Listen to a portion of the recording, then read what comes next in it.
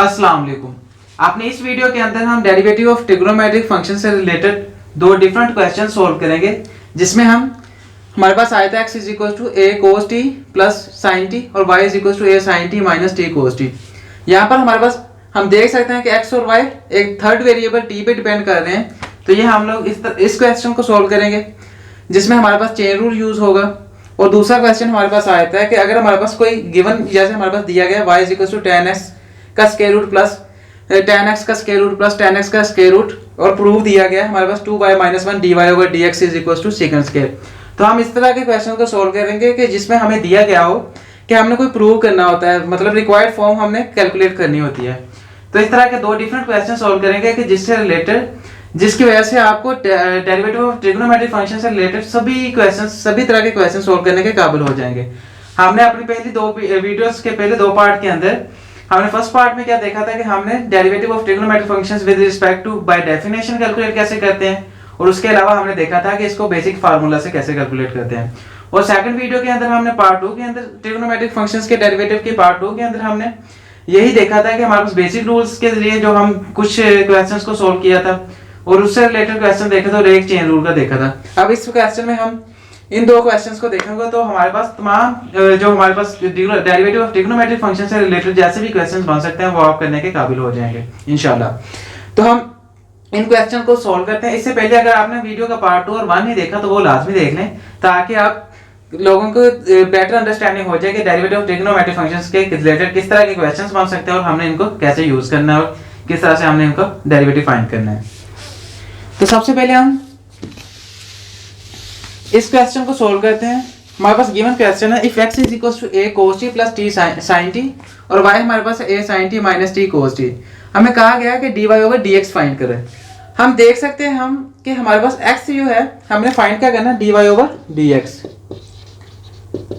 मगर हमारे पास y जो है वहां उसमें तो x कहीं पर वेरिएबल आ नहीं रहा, वो तो t पे डिपेंड कर रहा है। मतलब कि हमारे पास x और y एक थर्ड वेरिएबल t पर डिपेंड कर रहे हैं। तो इस तरह के क्वेश्चंस को हम किस तरह से यूज करते हैं, हम इस तरह के क्वेश्चंस को चेन रूल की मदद से सोल्व करते हैं। तो हम इसको चेन रूल की मदद से सोल्व करेंगे। तो dy ओवर dx हमारे पास किसके इक्वल आ जाएगा by chain rule, dy over dt, क्योंकि हमारे पास इनटू dt ओवर dx। हम देख सकते हैं हमारे पास y भी t पे डिपेंड कर रहा है, तो हम उसका डेरिवेटिव t के लिहाज से कैलकुलेट करेंगे, और हमारे पास x भी t पे डिपेंड कर रहा है, तो हम x dx ओवर dt लेंगे और उसका बाद में इनवर्स फाइंड कर लेंगे। तो हमारे पास क्या आ जाएगा dt ओवर dx। तो हम देख सकते हैं अगर हम dt को dt से कैंसिल करते हैं तो dy over dx is equal to dy over dx ही आ जाएगा। तो हम बारी बारी इसको कैलकुलेट करते हैं, तो हमारे पास dy ओवर dx की वैल्यू हम कैलकुलेट कर लेंगे।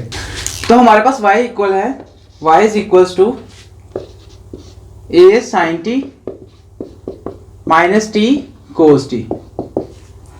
अब हम क्या करते हैं कि इसको डिफरेंशिएट कर लेते हैं विद रिस्पेक्ट टू t। हम देख सकते हैं हमारे पास y t पर डिपेंड कर रहे हैं और हमें फाइंड क्या करना है dy ओवर dt। अगर हम इसको दोनों तरफ with respect to t differentiate कर लें dy ओवर dt आ जाएगा हमारे पास d ओवर dt। हमने डिफरेंशिएट कर लिया दोनों तरफ with respect to t, a into sine t minus t cos t।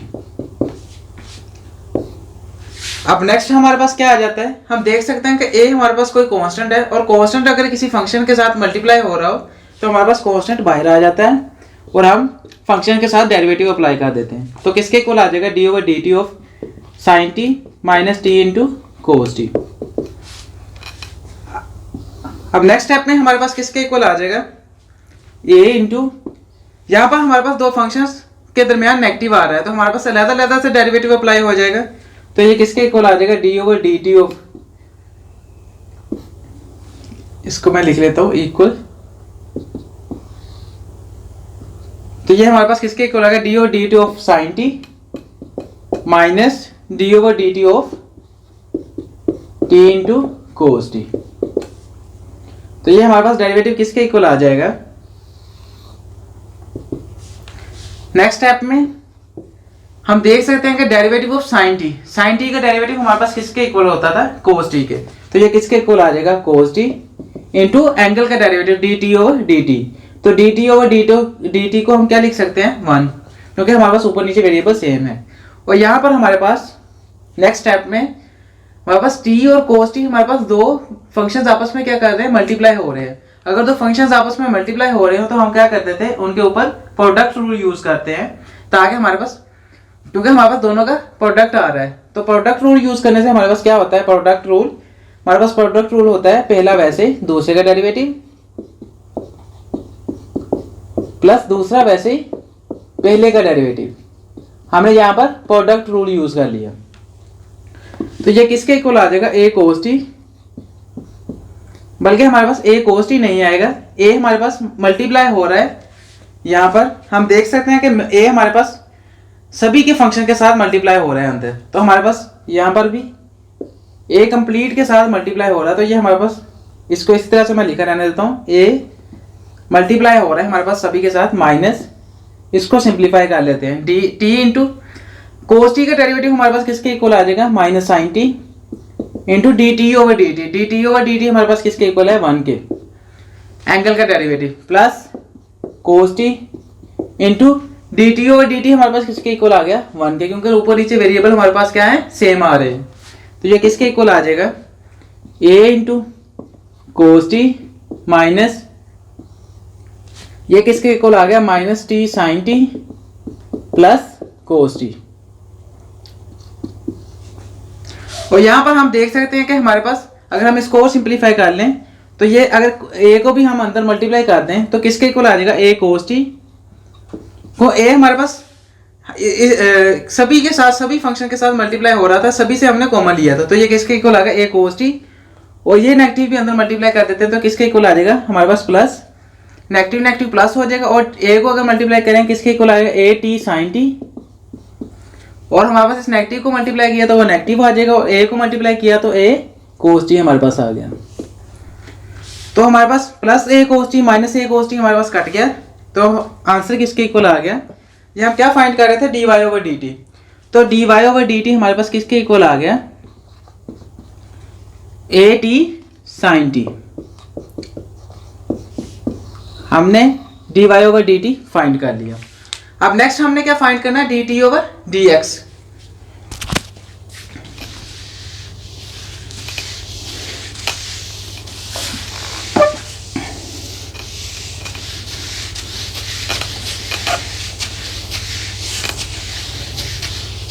इसको मैं थोड़ा सा वादे करके लिख देता हूँ, यहाँ पर d y over d t हमने फाइंड कर लिया, वो किसके इक्वल है, ए टी साइन टी।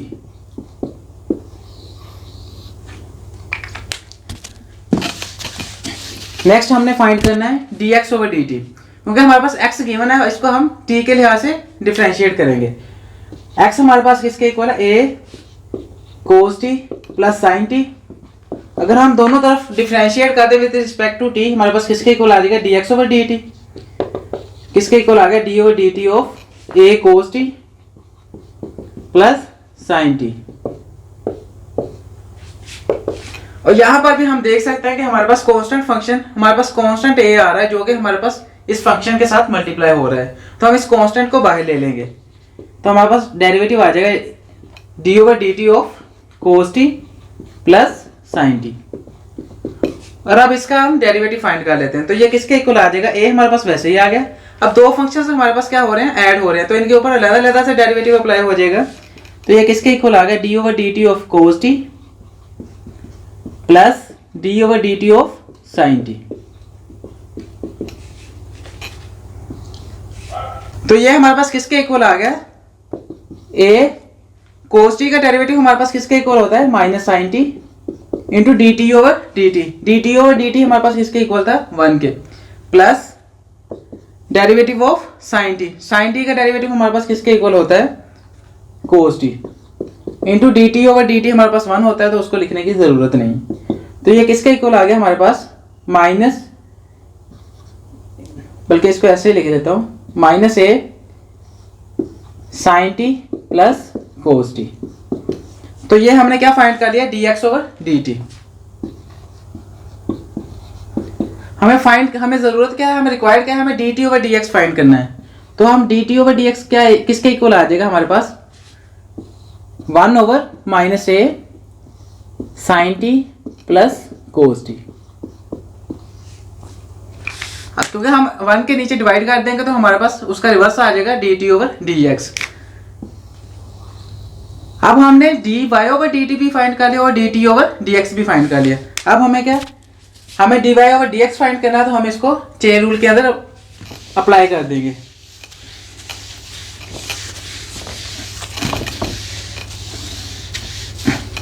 तो हमारे पास dy ओवर dx किसके इक्वल आ गया,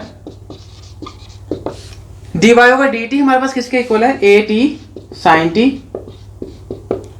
और dt ओवर dx हमारे पास किसके इक्वल था, 1 over minus a sin t plus cos t। ये a हमारे पास a से कैंसिल हो गया, तो हमारे पास आंसर किसके इक्वल आ गया, minus t sin t divided by sin t plus cos t। तो ये किसका आंसर आ गया हमारे पास, dy ओवर dx।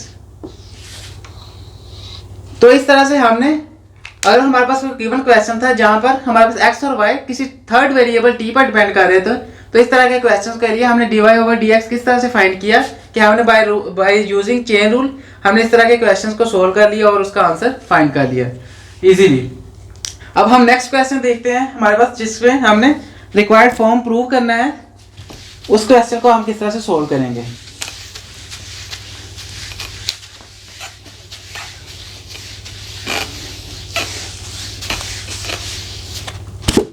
हमारे पास क्वेश्चन है given y is equal to tan x का square root plus tan x का square root plus tan x का स्क्वायर रूट, और ये हमारे पास इसी तरह से ऐड होता जाता है इनफाइनाइट नंबर्स तक। क्या हमारे पास tan x का स्क्वायर रूट इनफाइनाइटली हमारे पास डिवाइड ऐड हो रहा है, और हमें कहा जाता है कि प्रूव करो 2y minus 1 into dy over dx is equal to secant square x। हाँ जी, तो इस तरह के क्वेश्चंस को हम किस तरह से सोल्व करेंगे। इस तरह के क्वेश्चंस को जहां पर हमें कहा गया हो कि प्रूव करना है हमने, तो हम अपने रिक्वायर्ड जो हमारे पास आंसर होता है उसके लिहाज से हम अपना क्वेश्चन को सोल्व कर रहे होते हैं। हम देख सकते हैं कि हमारे पास रिक्वायर्ड क्या है, 2y minus 1 into dy over dx secant square x, और y हमारे पास गिवन है। हम देख सकते हैं y से हम सीकेंट स्क्वायर x किस तरह से फाइंड कर सकते हैं। अगर हम गौर करें तो हमें क्या रिक्वायर्ड है, सीकेंट स्क्वायर x आंसर के अंदर चाहिए। सीकेंट स्क्वायर x तब ही फाइंड कर सकते हैं अगर हमारे पास tan x हो, मतलब tan x की पावर 1 हो। हमें पता है कि सीकेंट स्क्वायर तभी आएगा क्योंकि हमारे पास d over dx of tan x किसके इक्वल होता है, सीकेंट स्क्वायर x। मतलब हमें सीकेंट स्क्वायर x रिक्वायर्ड है, तो मतलब हमें किसी ना किसी तरह से tan x का डेरिवेटिव लेंगे तो सीकेंट स्क्वायर x हमारे पास आंसर में आएगा। तो इस तरह के क्वेश्चंस के लिए हम इस तरह से सोचते हैं, तो मतलब हम अपने रिक्वायर्ड आंसर के हिसाब से क्वेश्चन को सोल्व करते जाते हैं। तो हमें tan x की सिंगल पावर रिक्वायर्ड है, तो हम इसको इस तरह से फाइंड कर लेते हैं। हमारे पास y गिवन है tan x का square root plus tan x का square root plus tan x का स्क्वायर रूट इंटू इनफाइनाइटली। अब हम अगर दोनों तरफ, क्योंकि हमें tan x की सिंगल पावर रिक्वायर्ड है कि जिसका हम डेरिवेटिव लेकर सेकंड स्क्वायर x बना सकें, तो हम क्या करते हैं, हम दोनों तरफ स्केयर ले लेते हैं। तो हमारे पास y स्क्वायर किसके इक्वल आ जाएगा, हमारे पास स्केयर लेंगे तो हमारे पास एक स्क्वायर के साथ ये एक स्क्वायर रूट कैंसिल हो जाएगा, तो ये किसके इक्वल आ जाएगा, प्लस बाकी हमारे पास वैसे आ जाएगा tan x का square root plus tan x का square root plus tan x का स्क्वायर रूट, और ये हमारे पास इस तरह से इनफाइनाइटली चलता जा रहा है।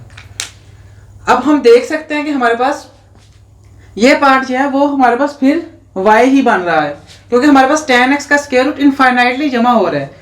तो अगर हम उसमें से एक tan x को निकाल भी लेंगे तो हमारे पास इनफाइनाइट नंबर्स ही रहेंगे, तो हमारे पास किसके इक्वल आ जाएगा। इसको हम क्या लिख सकते हैं दोबारा, y square is equal to tan x, और इसको हम क्या लिख सकते हैं, y। तो ये हमारे पास किसके इक्वल आ गया, y square is equal to tan x plus y। अब हम क्वेश्चन के मुताबिक हमें चाहिए क्या, सीकेंट स्क्वायर x चाहिए, मतलब हम tan x को एक साइड पे ले जाते हैं कि उसका डेरिवेटिव ले सकें।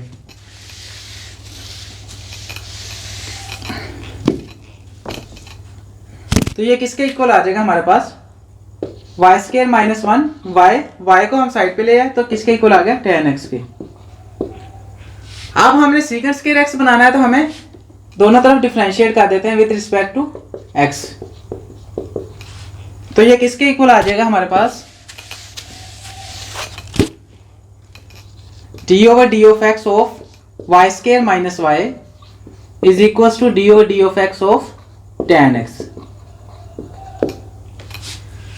अब हमारे पास दो फंक्शंस क्या है, उनके दरमियान नेगेटिव आ रहा है। तो इस तरह को अगर हमारे पास दो फंक्शंस के दरमियान नेगेटिव आ जाए तो उनको हमारे पास डेरिवेटिव उनके ऊपर अलग-अलग से अप्लाई हो जाता है।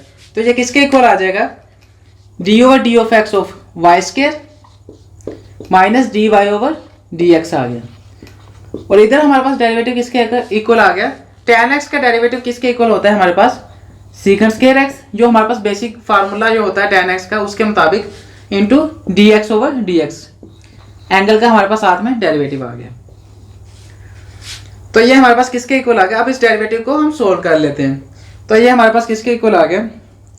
अब यहाँ पर हमारे पास वेरिएबल की पावर आ रही है तो हमें पावर रूल यूज करना पड़ेगा। तो पावर रूल यूज करते हुए हमारे पास किसके इक्वल आ जाएगा, बेस की पावर नीचे, बेस की पावर में से एक काम इंटू बेस का derivative d y over d x. हमारे पास बेस क्या था, हमारे पास y, तो d y over d x आ गया, minus d y over d x हमारे पास वैसे ही आ गया साथ में ये वाला।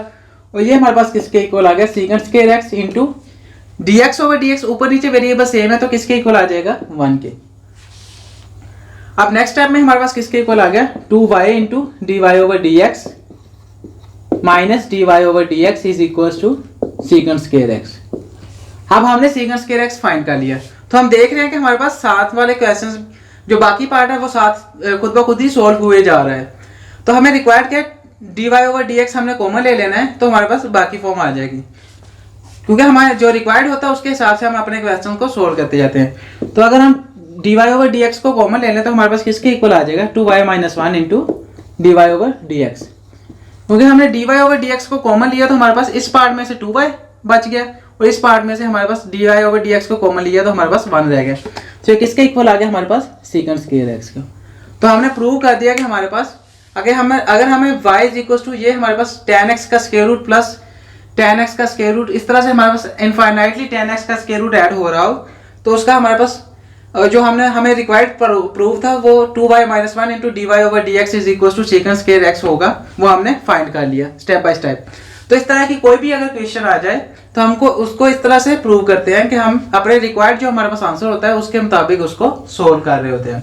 आई होप कि आप इस तरह के रिलेटेड और भी क्वेश्चन सोल्व करने के काबिल हो जाएंगे और ये वीडियो आपके लिए काफ़ी ज़्यादा बेनिफिशियल होगी।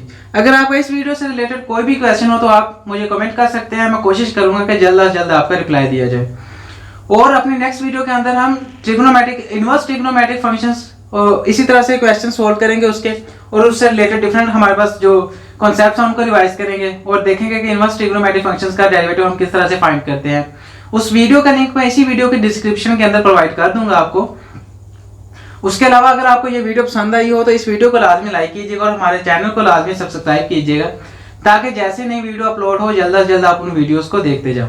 Thank you so much for watching. मिलते हैं नेक्स्ट वीडियो के अंदर। अल्लाह हाफिज़।